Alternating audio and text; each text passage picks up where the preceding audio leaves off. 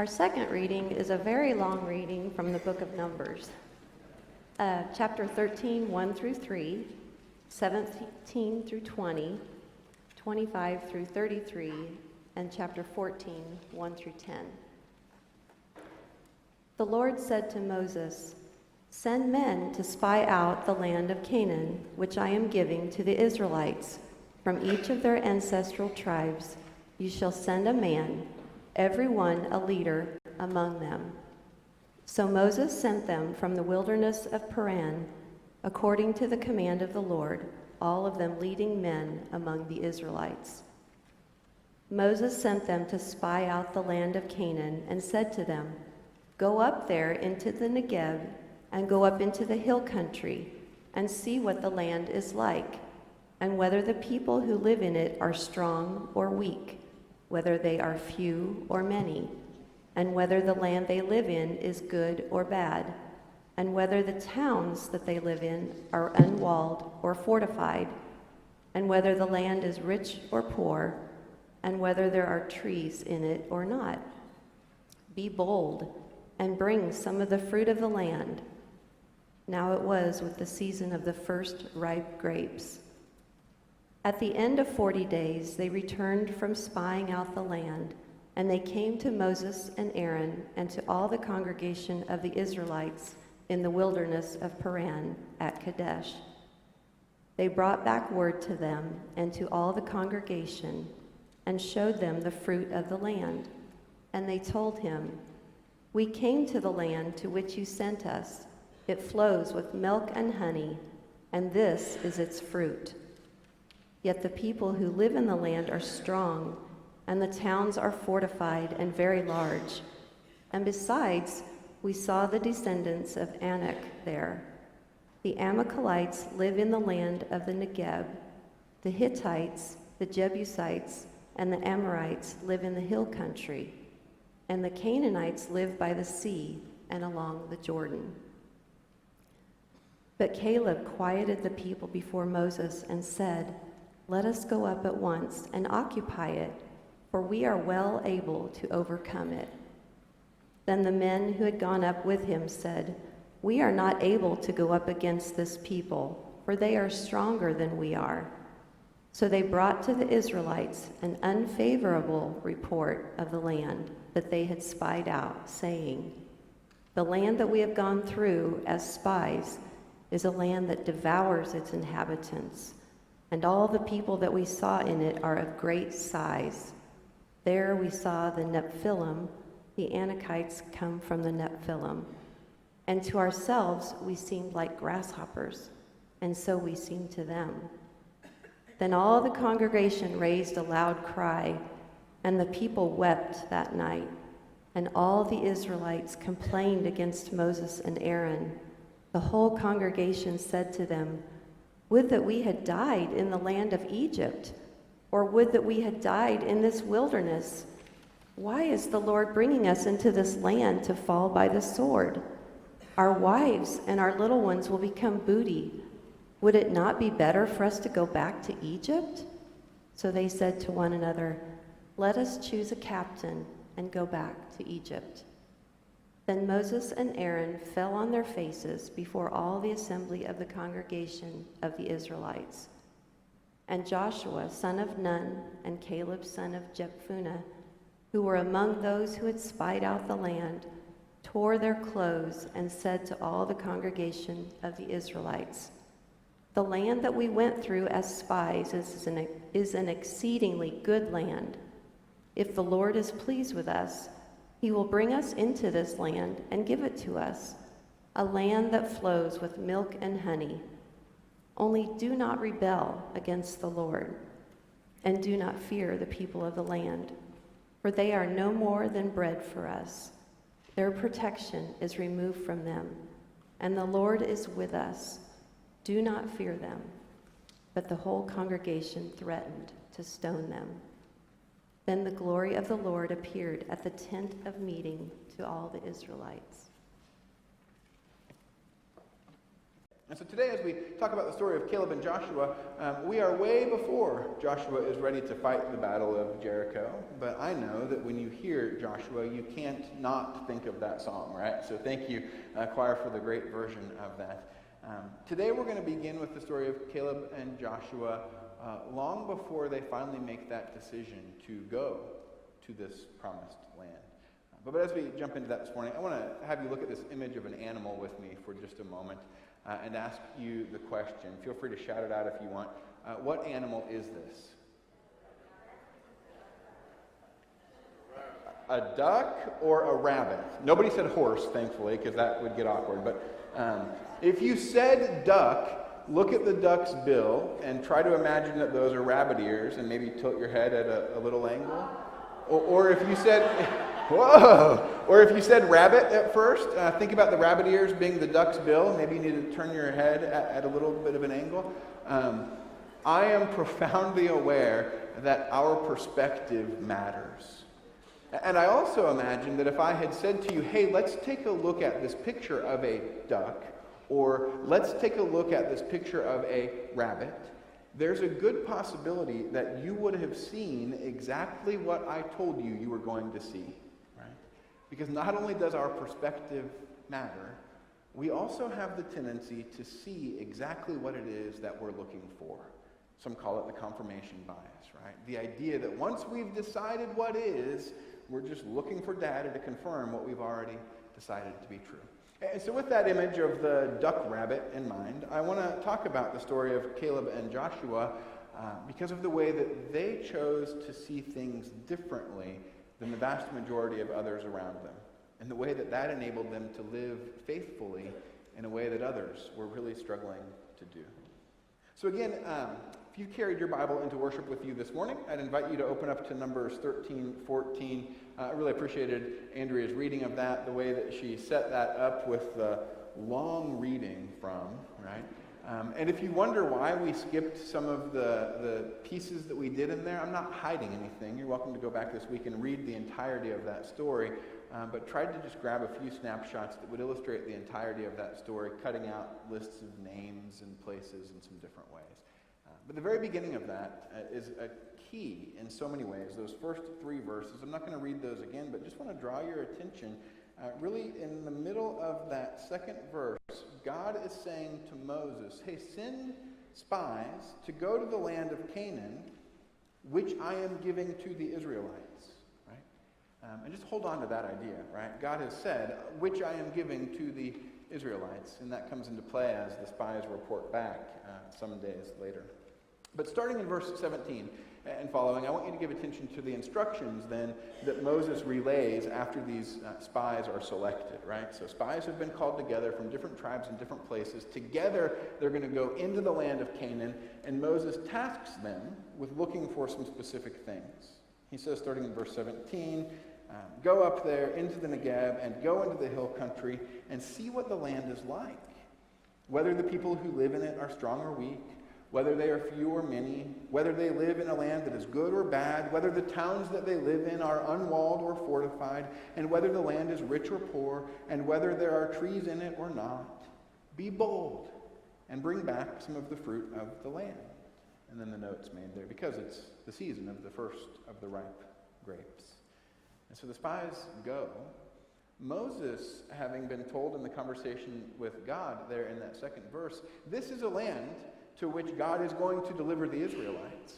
And then Moses extends these instructions. Go and see what kind of land it is. Good land, bad land, fortified walls, unfortified walls. How are the people who are there? Report back. And if you look then in verse 26 and following, the report back comes in. It's been 40 days, and they came to Moses and Aaron and to all of the congregation of the Israelites in the wilderness of Paran at Kadesh. They brought back word to them, to all the congregation, and showed them the fruit of the land. And they told him, we came to the land into which you sent us. It flows with milk and honey, and this is its fruit. But then as the conversation continues, it shifts away from the land to the other people who are there. There are strong people there. It's a fortified place. And it's almost, if you look at verse 30, as if Caleb can begin to sense the mounting resistance from the other spies, the hesitancy that's there. And in verse 30, Caleb, we're told, quieted the people before Moses and said, "Let us go up at once and occupy it, for we are well able to overcome it." Let's go do this thing to which God has called us because we are well able to do it. But then in verses 31 and following, the men who had gone up with him said, "Oh, we're not able to go up against the people. They're stronger than we are." And so then they decided to bring an unfavorable report to the Israelites. It's like they changed their story. And they say, this land that we've gone to as spies, it's a land that devours its inhabitants. And the people that we saw in it there, well, they're the Nephilim, and the Anakites come from the Nephilim. These are big, gigantic type people. And so to ourselves, we seemed like grasshoppers. And so too also to them. Right? And I love the way that last verse closes. First, it's a reflection on how they felt about themselves. We seemed to ourselves like grasshoppers in comparison to these big, strong people. And so the assumption is made, and surely we seemed like grasshoppers to them as well. In the 14th chapter then, in those first verses that Andrea read for us, the Back to Egypt committee, as I like to call it, begins to convene.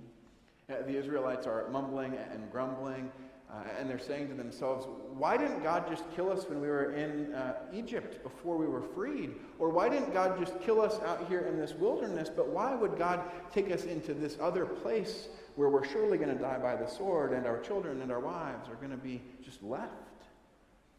And so again, Caleb and Joshua somehow managed to see what it is that's going on differently than the rest of the spies. And in verse 7, they said to all the congregation of the Israelites, "The land that we went through as spies is an exceedingly good land. If the Lord is pleased with us, he will bring us into this land and give it to us, a land that flows with milk and honey." And I didn't put it in the slides for projection, but if you're looking at your text, verse 10 is so telling for me too. But the whole congregation threatened to stone them. Right? This tension that exists between Caleb and Joshua, who say, we can do this, and between the rest of the spies who aren't so convinced and in fact threaten harm against them. So which is it? Is it a land flowing with milk and honey? A land full of opportunity? Or is it a land that devours its inhabitants? Is it a land that's got good opportunities for them and which they can occupy, or a land that is too risky to try to inhabit? One of the things that I so appreciate about the leadership of Caleb and Joshua in this story is the way in which they engage it and view it through what I'd call a lens of abundance. They remember who God has been in their story to that point. They remember the promises that God has made, and they are willing to stake their future on who God is and what God has been doing. God brought us out of captivity in Egypt. God provided for us in the wilderness, first the manna, and then when the Israelites start to complain about the bread, some quail are sent as well. And then now the question is, will God continue to be true to God's promises? And Caleb and Joshua are willing to examine the reality as they see it and understand it and say yes. And as they look at that situation through the lens of abundance, the lens of abundance says God provides, and God is enough, and God who has been good and faithful will continue to be good and faithful. But the rest of those spies seem to engage through a lens of scarcity. And the lens of scarcity says there's not enough. It's not a good enough land. We don't have the resources to go and to do what we would need to do in that land. A lens of scarcity says there is not enough, and there will not be enough, and there will never maybe even be any more, and so we must cling tightly to what we have for the sake of protecting it. But Caleb and Joshua see their situation through the lens of abundance, and it allows them to trust God and to live differently in the midst of that season.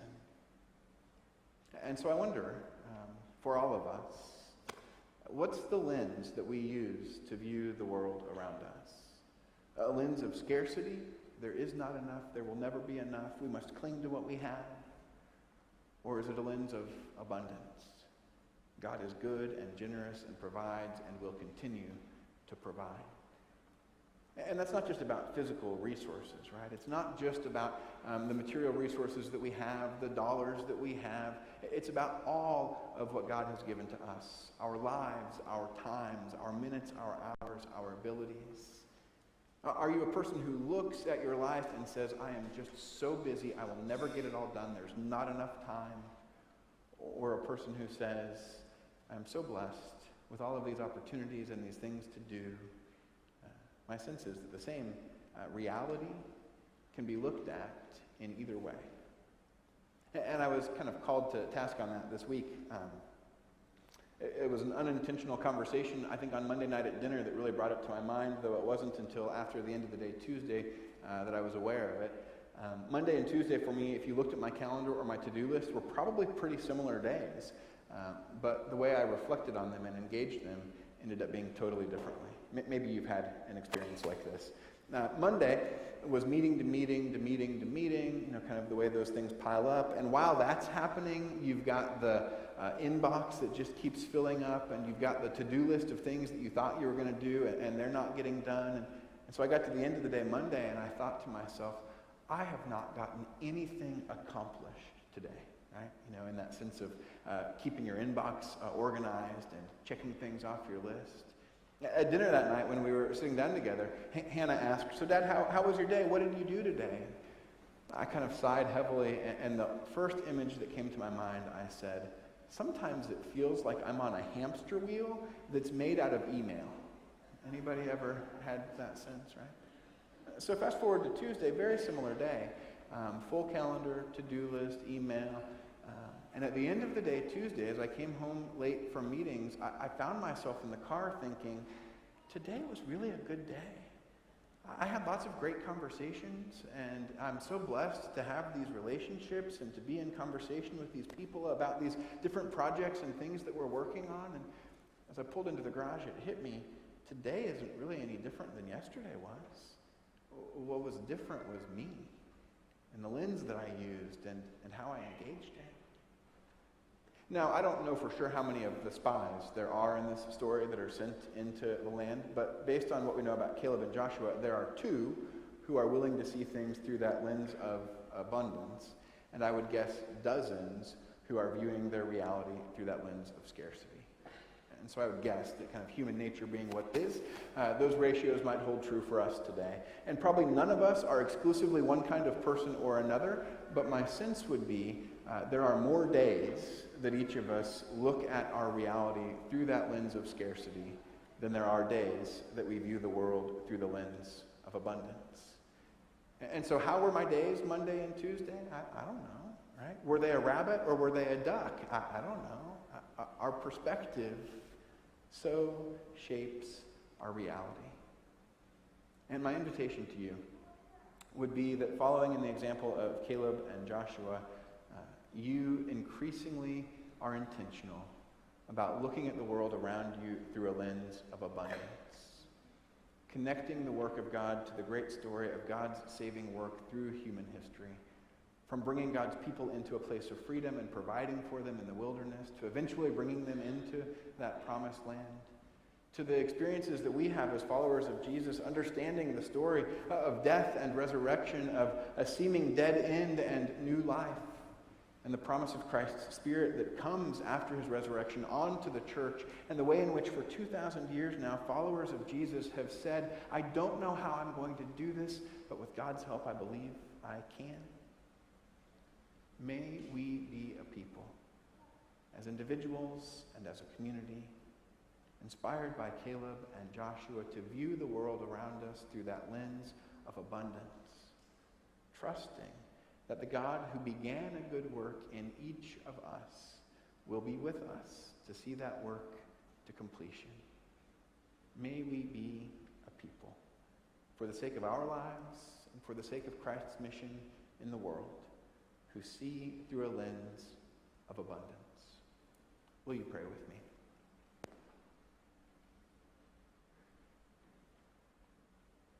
God, we are so grateful. So grateful for your word that comes to us in countless ways. So grateful for stories carried through the generations. So grateful for a day to gather as community and to celebrate your love. Remind us today and tomorrow, and probably still on Tuesday, and maybe through the whole week, God, that we can choose the lens through which we view the world around us. Remind us of the great unfolding story of your love, of which we are a part. Remind us of the goodness and the generosity with which you operate in the world, and help us to be a people who shape and form our view of the world through the lens of your abundant goodness and generosity. We are grateful, O God, for your love that shapes us and forms us, and we are hopeful, O God, for the future into which you're calling us. And we pray all of these things in the name of your Son, Jesus Christ. Amen.